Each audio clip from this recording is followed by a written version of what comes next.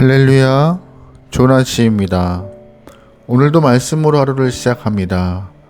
슬기로운 아침 시간 사도행전 24장 말씀입니다. 뇌물은 과거로부터 지금까지 근절되지 않고 있는 악행 가운데 하나입니다. 오늘 본문에서도 뇌물을 받기 원하는 어리석은 정치인의 모습을 볼 수 있어요. 계속 말씀드리지만 유대인들은 바울이 이방인들에게 가르치고 있는 그 복음이 자신들을 무시한다라고, 또한 자신들에게 해롭다고 생각하기 때문에 바울이 예루살렘으로 들어오는 순간 소동을 일으켜 로마 군인들에게 체포되게 만들었습니다. 그리고 로마의 천부장은 유대인의 마음을 얻기 위하여 바울을 채찍질하려 하였죠.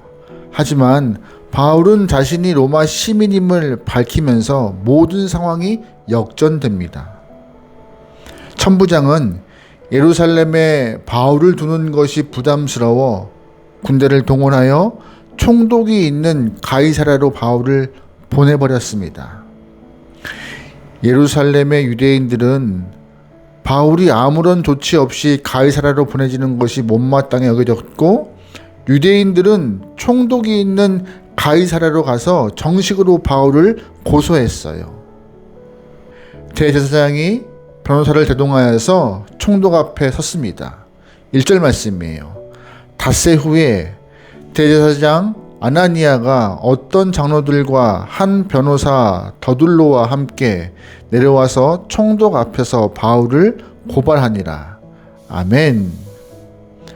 유대 종교 지도자들은 예수님을 십자가에 못 박아 죽인 사람들로서 자신들의 기득권을 유지하기 위하여서 어떠한 일도 서슴지 않았던 인물들입니다.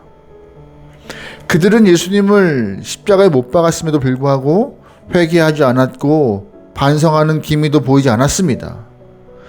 예수님을 죽인 이후 편하게 권력을 누리고 있었지만 바울이 등장하면서 더 복잡하고 골치 아파졌어요. 그래서 유대 종교 지도자들은 자신들의 종교 권력을 유지하기 위해 바울을 정식으로 고발한 것이죠.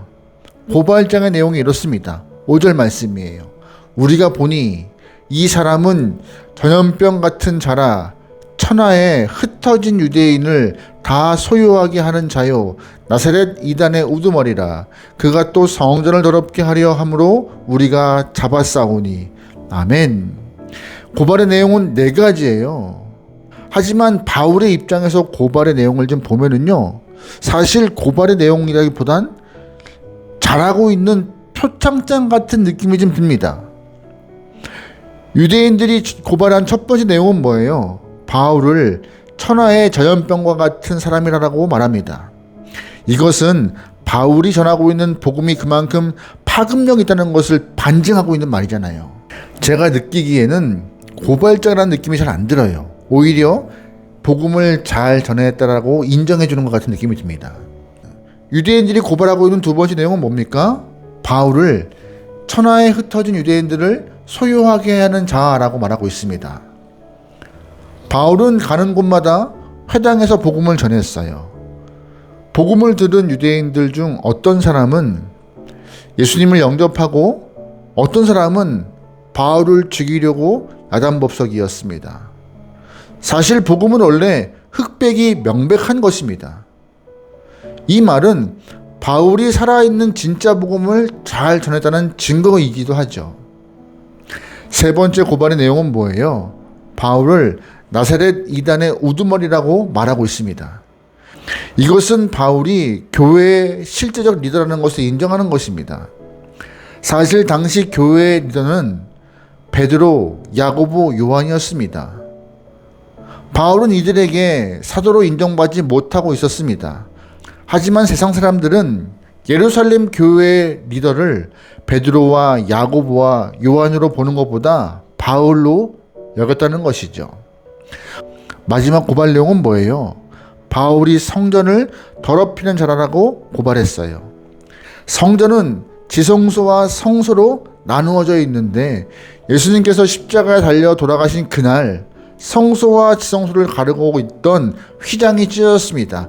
그때부터 성전에는 누구나 들어갈 수 있었어요. 바울은 이방인을 데리고 성전에 들어갔습니다. 그들은 이것을 문제 삼은 거예요. 오히려 바울은 성전을 성전되게 했고 예수님께서 십자가에 달려 돌아가신 그 사건을 성전을 통하여 입증한 사람이었습니다. 그들은 바울을 고발했지만 이 고발 내용을 쭉 보면은요, 바울 입장에서 오히려 역설적으로 표창장을 받고 인정받은 것이 아닌가라고 생각이 들 정도였습니다. 바울은 이들의 고발을 듣고 자기 변호를 시작합니다. 근데 사실 자기 변호라는 느낌보다 간증에 가까운 고백의 내용이었습니다. 그가 어떻게 예수님을 만났고 어떻게 주님을 전했으며 성경에 기록된 그리스도를 메시아라고 증거했을 뿐이라고 계속 말하고 있습니다. 유대인들의 고발과 바울의 자기 변호를 총독 벨릭스가 다 들어요. 이제 벨릭스가 결론을 내려야 할 차례입니다. 그러나 벨릭스는 결론을 내리지 않고 오히려 바울을 선대해요. 22절이에요. 벨릭스가 이 도에 관한 것을 더 자세히 아는 고로 연기하여 이르되 천부장 루시아가 내려오거든 너희 이를 처결하게 하고 백부장에게 명하여 바울을 지키되 자유를 주고 그의 친구들이 그를 돌보아 주는 것을 금하지 말라 하니라. 아멘. 여기까지 보면 벨릭스가 복음으로 마음이 기울어진 것처럼 보입니다. 그는 한 걸음 더 나아가서 그의 아내와 함께 바울이 전하고 있는 복음을 자주 경청했어요. 20절 말씀입니다. 수일 후에 벨릭스가 그 아내 유대 여자 두루실라와 함께 와서 바울을 불러 그리스도 예수 믿는 도를 듣거늘 바울이 의와 절제와 장차 오는 심판을 강론하니 벨릭스가 두려워하여 대답하되 지금은 가라 내가 틈이 있으면 너를 부르리라 하고. 아멘. 돌아가는 상황을 보면 유대 총독 벨릭스가 예수님을 영접하는 획기적인 일이 일어날 것만 같습니다. 하지만 안타깝게도 그러한 일은 발생하지 않았어요. 오히려 이 벨릭스의 숨은 속내가 적나라하게 드러나고 말았습니다. 26절 말씀입니다. 동시에 또 바울에게서 돈을 받을까 바라는 고로 더 자주 불러 같이 이야기하더라. 이태가 지난 후 부르기오 베스도가 벨릭스의 소음을 이어받으니 벨릭스가 유대인의 마음을 얻고자 하여 바울을 구류하여 주니라. 아멘. 벨릭스의 속셈은 두 가지였습니다. 하나는 뭐예요? 바울을 묶어두고 그에게 뇌물을 받고자 했다는 것이었습니다. 벨릭스도 바울에게 죄가 없다는 것을 잘 알고 있었어요. 그런데 그를 2년 동안이나 구류한 이유는 뇌물을 원했기 때문이에요. 뇌물만 주면 바울을 석방하려고 했습니다. 그런데 바울은요, 뇌물을 줄 이유가 없었어요. 잘못한 것이 없었기 때문에 복음 안에서 자유로운 사람이었기 때문에 바울이 벨릭스에게 뇌물을 줄 이유가 없던 것이죠. 벨릭스의 또 다른 속셈은 뭐예요? 바울을 구류해 두면 유대인들의 마음을 얻을 수 있었기 때문에 오랜 시간 동안 바울을 구류해 둔 것입니다. 세월이 흘러서 2년만 지나면 자신은 유대 총독 임기를 마치고 떠날 것이고 후임이 올 것인데 그 기간 안에 유대인을 자극할 마음을 갖지 않은 것이었어요. 바울에게는 뇌물을 받고 동시에 유대인의 마음을 얻고자 벨릭스는 2년 동안이나 바울을 구류해 둔 것입니다. 우리는 이 상황을 보면서 누가 매여 있는 사람인지 누가 자유인인지 깨닫게 됩니다. 겉으로 보기에는요, 바울이 자유를 빼앗긴 불행한 사람처럼 보이지만 전혀 그렇지 않습니다. 바울은 복음으로 자유로운 사람이에요. 매여 있으나 매여 있지 않은 사람인 것이죠. 하지만 벨릭스를 보세요.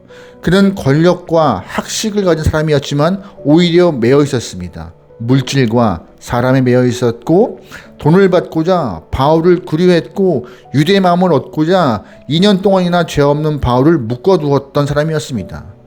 이 바울과 벨릭스를 좀 비교해 보세요. 누가 진정으로 자유인입니까? 우리는 복음에만 매여 있는 사람이 되어야 합니다. 하나님의 말씀, 복음에만 매여 있으면 사람 눈치 보지 않고 살 수 있어요. 세상의 권력을 의지하지 않고 뇌물 따위 없어도 얼마든지 자유롭게 살 수 있습니다. 여러분, 그러기에 모두가 다 진리의 말씀, 복음에만 매여 있는 자유로운 영혼이 되어서 주님에게 기쁨 될 수 있는 귀한 영혼 되길 소망합니다. 아멘. 기도하시겠습니다. 사랑의 하나님, 복음에 매인 바울과 뇌물에 매인 벨릭스를 보았습니다. 우리가 무엇에 매여 살고 있는지 돌아보게 허락하소서. 사람의 눈치에 매이고 물질에 매이고 권력에 매여 살고 있음을 고백합니다. 주님, 우리도 바울처럼 복음에만 매인 자유로운 영혼들에게 인도하여 주시옵소서. 언제나 복음으로 자유하게 허락하시고 복음 안에서 행복한 인생이 되어 주님과 동행하기 원하오니 성령 하나님 함께하여 주시옵소서. 모든 걸 맡기오며 예수님의 이름으로 기도합니다. 아멘.